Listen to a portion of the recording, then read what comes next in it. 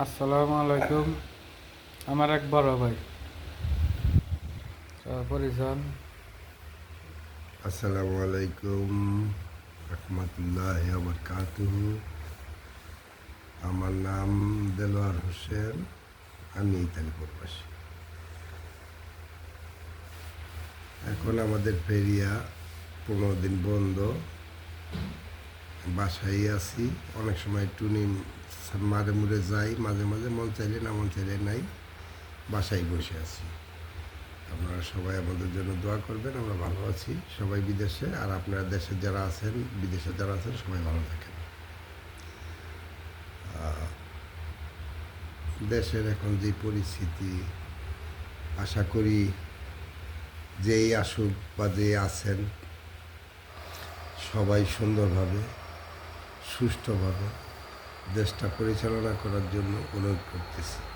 শুধু আমি নয়, লাখো বাঙালি শুধু একই কথা বলে।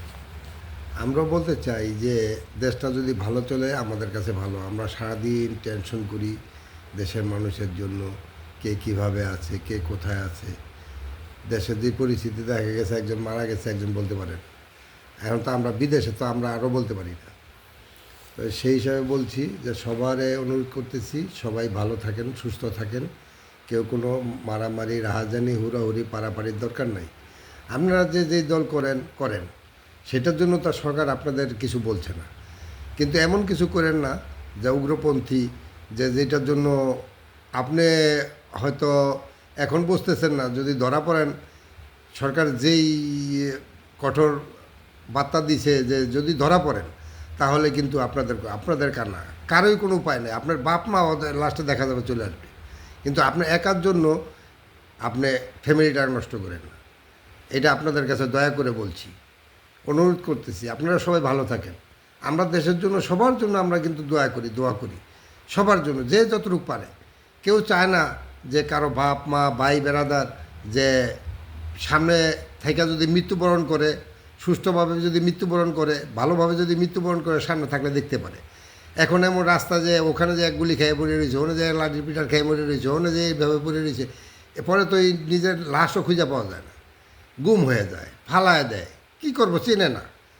এরকম করেন না, কেউ কোনো দিন কারো ক্ষতি করতে চান না, আল্লাহর দিকে চাইয়া সবাই ভালো থাকেন, এইটাই আপনাদের কাছে কামনা করি। আপনারা দেশটা ভালো পরিচালনা করেন। এখন যারা আসছে দেখেন, দেশটা যেহেতু ওরা তো আর পারবে না, এটা ঠিক আছে, কিন্তু আমাদেরই করতে হবে এগুলো।